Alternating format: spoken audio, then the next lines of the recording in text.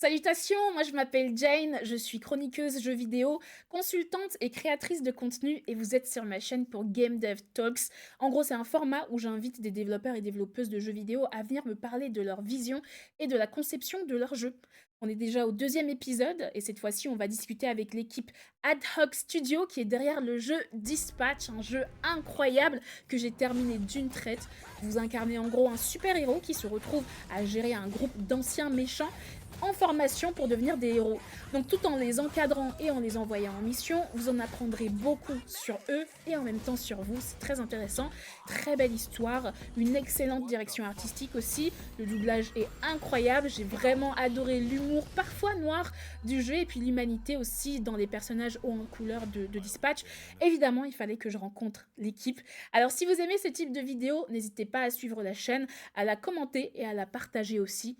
Et tout de suite, c'est parti. All right, so thank you so much, Nick and Pierre, for joining me for this interview about Dispatch. Obviously, I played the game in the past few weeks. It's perfect timing because I got to just take some time to really enjoy it and enjoy it, just at once. I didn't have to wait for every episode to just be out. So yeah, I had a great time doing this. So I would love for you to each introduce yourself, if that's fine with you. So Nick, Herman, you're the creative director, also executive producer and CEO, right? Of Ad Hoc. Yeah, sure. Yeah, I don't even need to introduce myself. You can do it for me. It's great. Perfect. I will ask you as well, Pierre, then to introduce yourself. Hi, I'm Pierre. I am a writer on Dispatch and a co-founder of Talk. Awesome. Thank you both for being here. So, can you tell me a little bit more about, your job, your role? Maybe we can start with you, Nick. What did you actually do on Dispatch? Nothing. Nothing. Yeah. So I mean, Pierre and I and Dennis, who's the other creative director, have been working together for a long time. We worked at Telltale Games for a long period of time on The Wolf Among Us and on Tales from the Borderlands, and we kind of have this dynamic where we're just we started a company together because we all trust and kind of have similar sensibilities. So when we're starting on a project, Pierre is the narrative director, he's the writer, he's looking at this, he's at the tip of the spear of like creating a world and characters in a story. And basically, we kind of collaborate and work together and kind of flesh this stuff out together, and at different points of the process to kind of pass the baton to each other to kind of like take the lead. But as a director and as a creative director, I'm responsible for things that you'd expect like in like a TV show or a film. It's very analogous to what we do because everything is so cinematic. So things like working with the actors, working with the cinematography team and storyboard artists and animators and artists, like kind of helping all that stuff coalesce to make it all on screen. Perfect. And then, Pierre, you were in charge of basically writing the whole thing. No, not at all. Basically. Thankfully, Okay. no. We have a team of writers at Ad Hoc, a robust team, talented folks. I guess I operate more like I don't know, kind of like a showrunner. Partnered with Nick and Dennis, where I'm mostly focused on scripts and how that script translates to the screen. And then once it gets to that screen, Nick is handling the rest. And Awesome. Dennis. Okay, so one of the first things I wanted to ask you about is, first of all, the origin story of Dispatch. How did it make sense? How did it come to life, basically? I know that there have been a lot of, fascination lately around unatypical and like imperfect superheroes in the past few years. I'm thinking about The Boys, obviously, which I think is a good reference here. So yeah, I want to learn more about the origin story of Dispatch itself.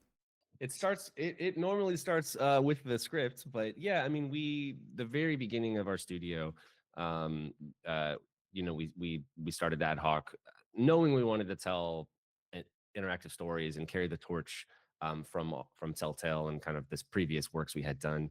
But the first thing we did at Ad Hoc was actually write a script for an interactive live action version of Dispatch. So originally this was meant to have flesh and blood actors on sets in Hollywood. making something similar to what you saw playing the game, but obviously it's very different when you're making something on physical sets. And but at the time it was a superhero call center, like all the kind of those key elements were there, but it was a very different tone and vibe. And Yeah, probably at that point we were kind of looking for a really like, I don't know, like snackable kind of show, you know, where the episodes are kind of contained, self-contained, more like a typical sitcom. And then when we transitioned it to being interact like a sort of telltale style project, you know, when you have choices and consequences, you need a little bit something a little bit more meaty, and you need to have the story track across an entire season so that the decisions you make in an individual episode actually mean something in the next episode. So we kind of abandoned the kind of sitcom idea and moved into something that felt a little bit more like the stuff we'd done in the past. Mm. Yeah, because you can tell also that some of the people in the team worked on the Telltale series, right? So I wanted to also learn more about what kind of maybe learnings you took from The Wolf Among Us and brought into Dispatch, perhaps. well, when we started Ad Hoc, it was kind of built on this idea that there are a lot of things we could have done a lot better at Telltale. There's a lot of great success stories, obviously, like things like The Walking Dead. Like it kind of invented the genre that we're playing in now. But along the way, we were always kind of like taking notes in the margins, like if we could do this ourselves, we would do this. If we could release on a better weekly cadence, we would do that. If we could have gameplay mechanics that were a little bit more robust and maybe more quote unquote fun, like more of like a game that you would play on its own, we think that would be a worthy endeavor. And so we have had a lot of time to sort of craft like what the perfect version of this would look like for us. So Dispatch is basically our shot at doing that, getting the fidelity to look as good as like a premium animated television show. These were all conversations that we had been having for a while. So it's kind of like us trying to prove out this hypothesis. We learned how to do jokes and stuff, and then we did it on this new one, and that was helpful. That's about it. Okay, gotcha. Okay, but you were talking about the gameplay mechanics with the dispatch of the heroes. Like it's so entertaining and like it just embarks you on that journey and it's so easy, you know, to take into hand, I think. So that was really, really well done. And I don't even enjoy management games, so like just to tell you how I feel about this. I really enjoyed also like the narrative choices, the stats make the whole thing like super entertaining, super interesting. I really enjoyed also the diversity of the characters, the cast. Although at some point I thought like the characters, some of the characters are quite stereotypical in a way, but then you also get to like gently make fun of them for that. Like Gollum is basically like this stupid rock, which I found so actually quite fun. Like Flambeau has like this very feisty, fiery personality. The running gag, obviously, with Punch Up, being that he can kick people in the nuts. Prism, who is like the ghetto black girl, but like I wasn't offended by that, you know, at all because you lead into these stereotypes, but you make it fun.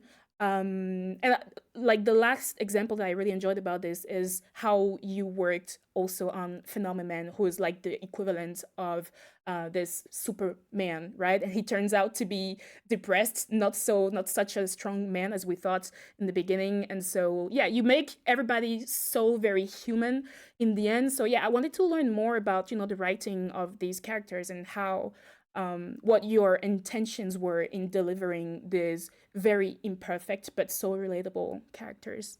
I actually think that, and I don't know, I think when we're looking at a cast like that, you're really something I took away from our art director, Derek Stratton.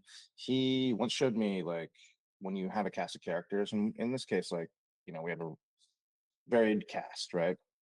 You look at lineup, right? You put them all next to each other, and you kind of see like, well, how are they different? How do they differentiate from one another? How can you be like 100 feet away and you still know who you're looking at, you know? And surprisingly, that had a huge like influence on a lot of the characters that we did, not just because we wanted to push them away from each other, but also just because we wanted to, that diversity is like just makes people unique, you know, and that uniqueness makes them not overlap with another character, and you kind of explore other ideas.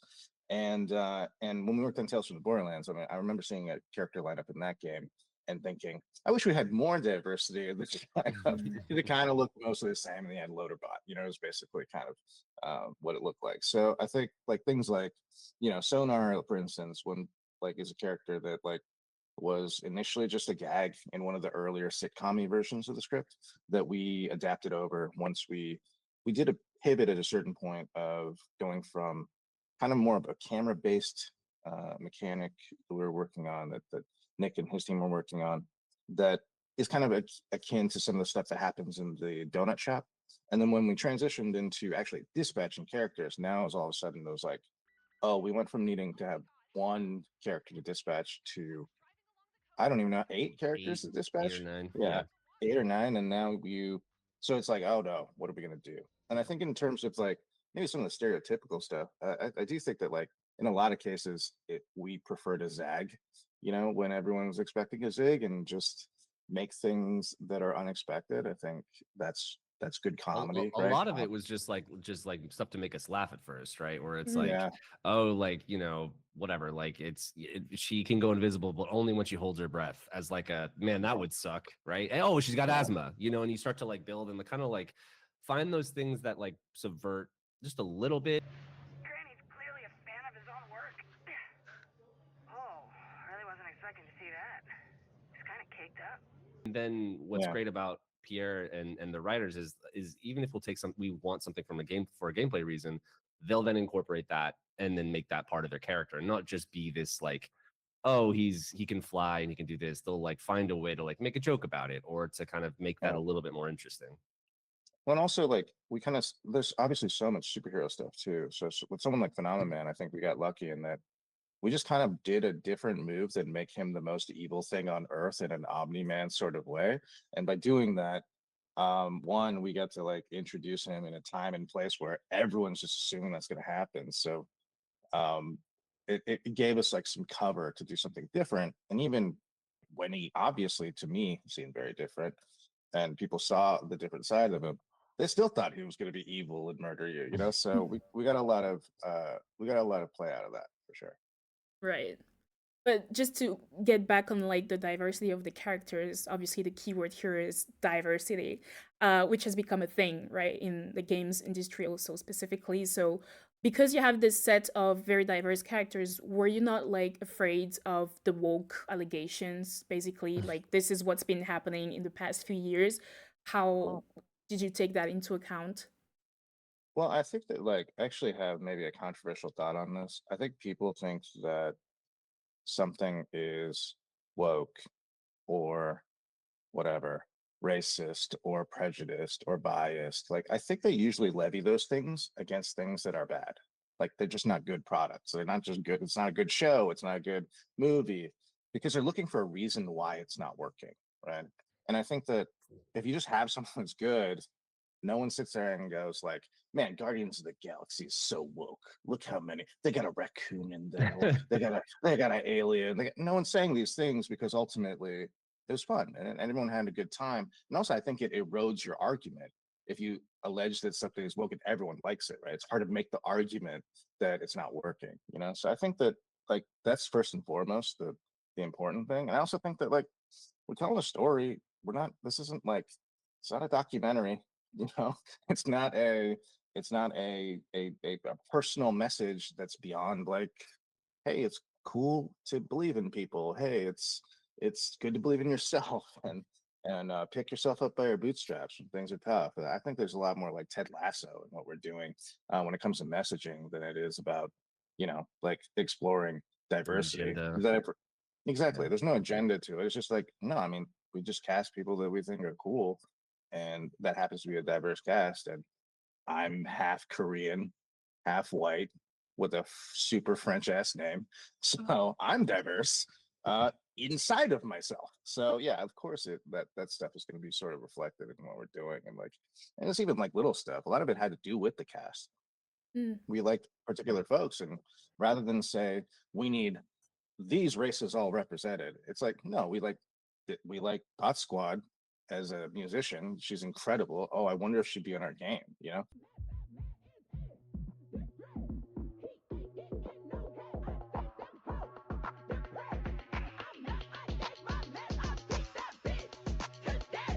JK, I take my meds. Or we really need a person that's a quarter Filipino. Let's get Laura Bailey. Yeah, that was the strategy. Yeah. It's so also it's not it's also that. just like I mean, as whatever creatives, like we like a lot of different stuff. Like we like different types of music. I mean, you'll hear like, there's a lot of licensed tracks, half of them come from Pierre, but it's just like we got like indie rock, we got rap, we got, we were talking, there were some wild things in there that we didn't go with, but like we're just interested in stuff and we're following what we think is cool. So it's not an agenda. It's just we like it. It's more interesting to have this amuse bouche of things, these offerings of people, of accents, of and especially in LA. LA is so so diverse, and we wanted to Super represent good. that as well. It's Yeah. LA is a character in our story. In terms of Yeah. the one thing I was worried about in terms of diversity though was I lived in Hawaii as a kid, and so a character like Roy, like I grew up around a bunch of people who spoke pidgin, and I think that like this really, I think there's a little bit sometimes of oversensitivity with people who don't understand something, so because they don't understand, they're afraid because they don't want to offend someone. They'll just go like, oh, I think this might be bad, but they don't know anything about it, so some people would read the scripts early on and they would go like, oh, I don't know if I could write this character. Oh, I don't know if I could do this or that because I don't understand it, or when some people straight up thought it was like racist, and not realizing to accuse it of being racist is in fact actually racist because there are other cultures that speak in different manners and different ways. And also like, I mean, a lot of people like end up code switching a bit, like speak pidgin around their family, and then they have to clean it up for the white tourists that show up in Hawaii, and then so they don't actually experience it because it's just part of their culture, and they show what they need to show or want to show to people. So I was super super stoked that a lot of folks from Hawaii like played the game and were like, oh, that's like just like my uncle. This is just like my family. And like that was like really super moving. And I think that we find ourselves in this place where sometimes you can't, but people are too afraid to have a diverse cast because they're so worried about being attacked for it by doing it wrong. And if your intentions are good and you make a mistake, I don't think we can flog people for it, because all that's going to happen is, especially when it's like people who are like-minded attacking you for it, it'll be like, okay, I guess I just have to make it a white guy or else, because that'd have been so much easier, because no one would have criticized that other than in the most generic way, right? So we're in this weird spot where Well, sometimes we're overcritical of stuff, and I think that loses people jobs, and actors jobs, because they don't have the opportunity to play a character that they have no problem with as a person who is playing the character. well, and somehow and you have no Tanawai problem. was so essential to making that work too, right? Like obviously you Super. cast a white guy as Roy, it's a problem, but like bringing Tanawai in who's around these people, this is his culture, these are people in his family, in his life. He's making that better. He's helping us sort of make that 100%. true and real. So it's just about approach and intent, I think. And I'll echo what Pierre said. If it's bad, if the writing's bad, if the acting's bad, then it's easy to attack it. But it doesn't mean, that it came from like either a cynical place or like an agenda-driven place. But if it's bad, it's bad. So that's always the risk when you're doing stuff like this. Exactly. Well, when you take into account the fact that, some people have like created these DEI or woke lists just because they flag characters Sure. as being like diverse, etc. And that was enough reason, right, to flag them. It wasn't about the game being good or bad at all. It was Not just at about all. that. So yeah, this has been a But an thing like interesting this switch up. year. Yeah. Yeah, I mean, maybe not so this with the most recent one, because I didn't really like it as much. But like when Wicked came out last year, right? Before it came out, we saw Cynthia Erivo, Ariana Grande, people like DEI casting. Like, first of all, I don't know how the hell a person of color had not played that character on Broadway up until it's crazy to me. Like, it's so obvious, that should have been a thing. But then you know, and like there's all this hate, right? And then the movie came out and people watched it. It was like, who's gonna sing this song better than Cynthia Erivo, right? And everyone got quiet all of a sudden, right? And then it was like, Snow White sucks. I bet this is yeah, you know, like, and then like everyone's attention gets pointed over there. But in actuality, like that's the evidence to me that they're just Mm. looking for soft targets, right? When something didn't work, let's go after it. But man, like the second she like, and Ariana Grande too, she was perfect for it as well. Like, and, like that pairing was so perfect, it was so undeniable. And some of those same cynics or just going in there like dragged by a family member, I bet they were crying in the theater, Mm. and that they don't know what hit them, you know. And I think that that's the kind of stuff to me that's evidence that this is what's going on up Yeah. there in a lot of cases, at least. You know? Mhm. Yeah, I do think it's important to talk about this because we still have a lot of devs who take into account the hate that they might receive, right, for doing that. And it's good to have some For sure. examples as dispatch of devs who just do whatever the hell they wanted to do in the end. Because Yeah. to me, at least, because I also work in gaming, I do think that's what matters the most is you getting to just deliver whatever it is that you wanted to put out there, Sure. right?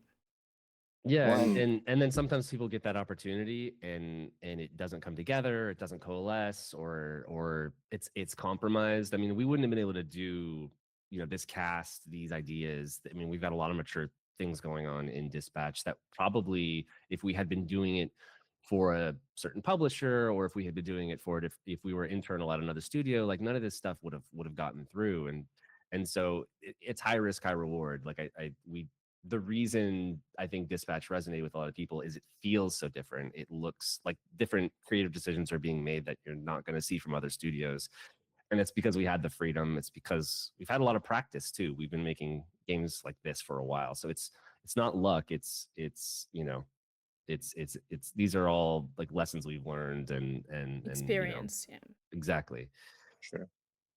Perfect. Now, for me, one of the things that really make Dispatch like different and so cool and so fun at the same time, so like relatable, is definitely the voice acting, like of the characters. Like Aaron Paul is so on point. Laura Bailey as Invisible is just perfect. But then again, I'm not surprised. It's Laura Bailey. So yeah, I wanted to learn more maybe about the collaboration that you had with Critical Role, which, you know, I know some people who are huge fans of Critical Role. So yeah, can you tell me a little bit more about that? Yeah, well, so Crit Roll, we've been working. So we worked with Laura on Tales from the Borderlands, and we got to know her. We got to know Travis a little bit, and just obviously big fans of their work. And so when we did Dispatch, we definitely knew we were going to be finding something from Laura, and kind of as we were sort of exposing her to the project, her husband is Travis, and also the CEO of Crit Roll.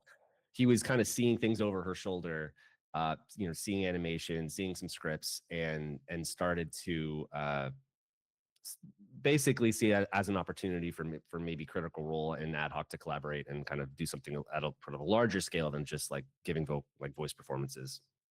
So they ended up, you know, kind of long story short, we were looking for help and they came in and they supported the studio at a like a larger level. But that whole cast is just complete. Like everyone in Critical Role is incredible, and we were just like just like begging them to be in our game. And unfortunately, we didn't have to beg too hard. You put them in a booth, you put a script in front of them, and they just crush it. Yeah, they just do the job because they're perfect. Yeah. Basically. Dispatch has been nominated for the Game Awards in the Best Debut Indie Game category, which can come, first of all, congratulations, right? But yeah, Thanks. it can also come as pretty controversial because, you know, you've worked on other games before and the team comes from like bigger studios also. So how do you and the team feel about this nomination in general? Feel great. I think that's weird, honestly. Yeah. If anyone has any issue with that, that's super weird. Half It's of one our thing to work as team, yeah, half of our team have never shipped a video game before. We hire a Yeah. lot of junior people at Ad Hoc. This is their first game ever. But to start something, to like start something from nothing, you have to go find money. You have to get through the ringer of all the gatekeepers who tell you that this isn't going to happen and your vision is flawed. That whole gauntlet of work that deserves an award on its own. Like outside of what the game is, like succeeding, and Michael, our co-founder and CEO, like him having, that's like all he's been doing is fighting those battles for the team, and I think that on its own is worthy of recognition. But yeah, I mean, I think there is a lot of conversation, right, with like, what does indie mean? Does it mean no publisher? We were self-published, by the way. I just want to put that out there.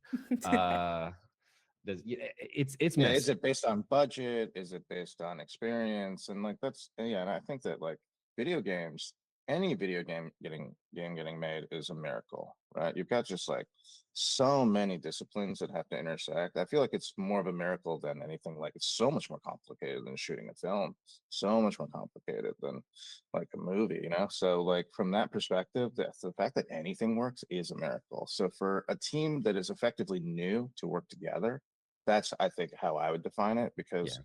no one really validates you as a team until you've shipped.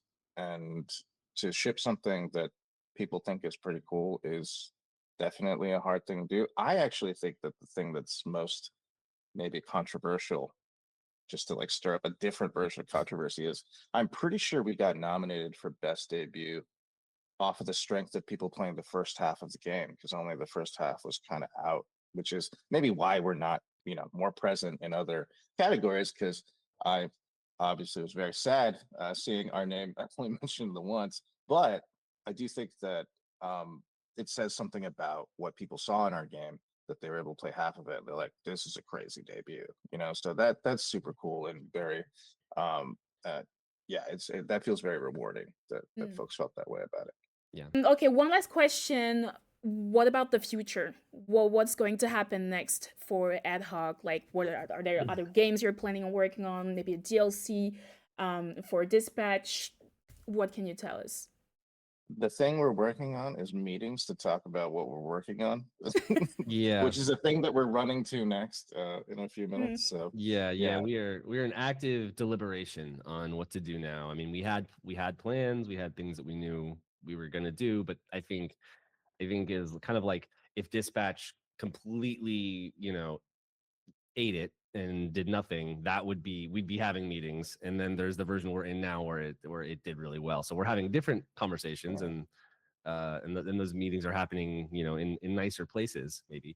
But yeah, we're trying to make sense of all this right now and figure out what that means for our studio. We were talking to Guillaume, who's the creative director on Expedition 33, and obviously that game came out about 6 months in front of us, and it was interesting because he immediately was like, "Okay, so you guys are planning.